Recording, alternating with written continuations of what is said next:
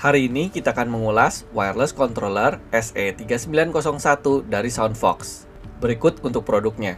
Dikemas dalam kotak berbahan kardus yang cukup tebal, controllernya dapat langsung terlihat melalui lapisan mika bening ini. Benar-benar cara pengemasan yang sangat menarik, aman, dan terpercaya. Sayangnya, tombol analog masih dapat tertekan dari lapisan luarnya ini. Kemasan ini pun hanya memberikan satu sisi bagian saja yang dapat dibuka, lengkap dengan 3 buah segel stiker besar. Kebetulan untuk unit yang kami ulas ini sudah open segel dari asalnya. Pada bagian dalam kemasan, tampak controllernya menempel aman dalam sebuah rangka cetakan plastik, ditemani dengan 1 buah dongle atau USB receiver. Dan pada bagian bawah rangka plastik ini, terdapat 2 buah stiker untuk mengganti penamaan pada tombol action, 1 buah kabel USB tipe C, dan 1 buah kotak yang berisikan cangkang atau shell pengganti. Sedangkan untuk manual akan dikirimkan dalam bentuk link PDF. Berbahan plastik keras, controller ini mendapat cutting yang rapi dengan tekstur doff halus pada semua bidang permukaannya. Doff halus ini seperti terbuat dari bahan sejenis karet yang lembut tapi juga terasa grip di tangan. Ditambah dengan printout pada bagian depan ala-ala Monster Hunter, membuatnya jadi lebih spesial dan menarik. Analognya terbuat dari bahan plastik keras. Pada bagian atasnya dilapis dengan bahan sejenis karet dengan sedikit cekung dan pada tepiannya diberi tekstur gerigi kasar. Berputar halus dan saat ditekan terasa tepat dan tajam. Tombol D-pad-nya berbentuk tanda plus, berbahan plastik keras dengan rasa tekanan tajam rendah dan terpisah dari ujung-ujung lainnya. Tombol action-nya hadir dengan penamaan seperti tombol action Nintendo Switch, A, B, Y, X. Berbahan plastik keras bulat dengan tekstur doff halus. Saat ditekan terasa padat dan hampir tidak ada suara kliki. Tombol plus, minus, home, dan capture berada di tengah depan controller, mengelilingi logo dari produk ini. Dan tepat di bawahnya adalah tombol turbo dengan 1 buah LED program dan juga 4 buah LED indikator untuk koneksi maupun charge. Tombol trigger R dan L bermodel panjang, jatuh dengan pas segaris jari telunjuk, dan saat ditekan terasa padat pendek dengan sedikit bunyi klik.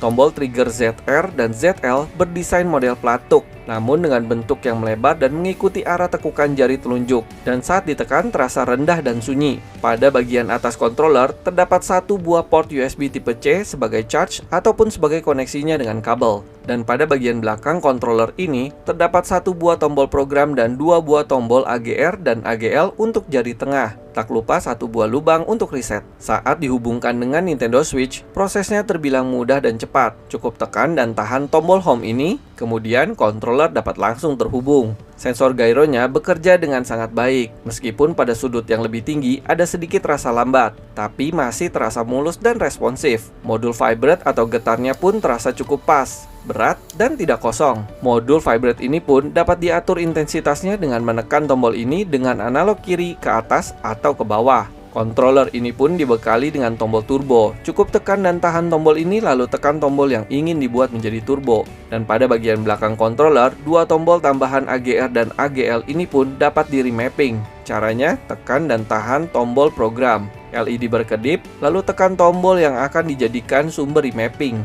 Dan tekan tombol belakang yang akan dijadikan tujuan remapping. Kedua tombol belakang kanan dan kiri ini dapat di remapping ke tombol apa saja dan berbeda. Tanpa fitur NFC yang disematkan, controller ini dapat membangunkan Nintendo Switch dari posisi tidurnya. Dan jika dalam 5 menit tidak digunakan, controller ini pun akan masuk ke dalam mode tidur. Sedangkan koneksinya dengan PC atau Windows dapat dilakukan secara kabel maupun wireless via USB receiver ini.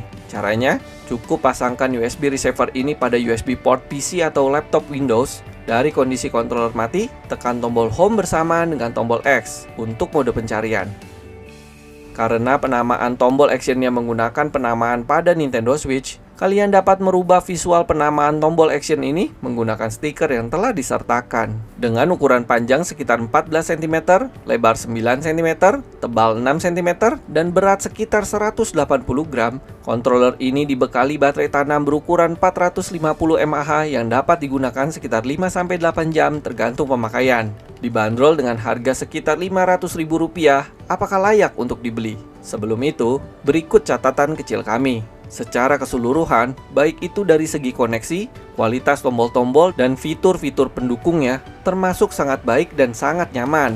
Hanya saja, ukurannya yang mini memang menjadikannya lebih kecil dibandingkan dengan controller lain pada umumnya. Dan dengan ukuran ini memang lebih cocok digunakan oleh kalian yang memiliki ukuran telapak tangan lebih kecil, wanita, ataupun anak-anak. Dan karena ukurannya ini pula, letak tombol Y dan tombol plus jadi lebih berdekatan, sehingga ada kalanya tombol plus ini tertekan secara tidak sengaja. USB receiver yang disertakan membuat controller ini dapat dihubungkan ke PC atau Windows. Namun USB receiver ini perlu mendapat sedikit perhatian saat dilepas, agar tidak terjatuh ataupun hilang.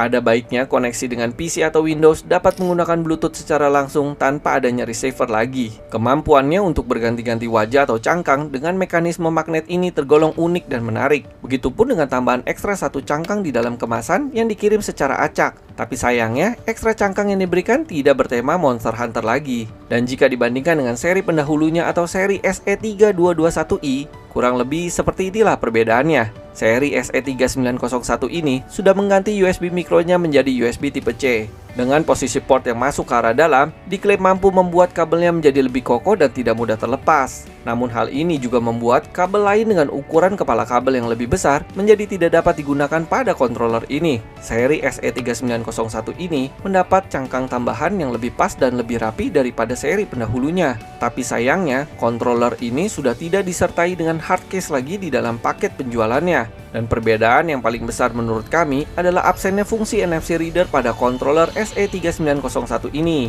Namun fitur ini telah digantikan oleh fitur wake up untuk Nintendo Switch. Sedangkan di luar itu semua, secara garis besar keduanya terbilang hampir sama dan serupa. Jadi bagi kalian yang memang mencari controller dengan ukuran yang lebih kecil, punya fitur auto, back button, juga dapat dihubungkan dengan Nintendo Switch atau PC Windows secara wireless, controller SE3901 ini dapat kalian jadikan pilihan yang paling tepat. Pecinta Monster Hunter garis keras, kalian wajib punya controller ini. Dan dengan harga sekitar Rp500.000, berikut beberapa controller lain yang dapat kalian temui. Demikian review kita hari ini untuk mini wireless controller SE3901 dari SoundFox. Jika ada pertanyaan, silahkan tulis di kolom komentar. Jika suka, please like and subscribe. Sampai ketemu lagi. Bye-bye.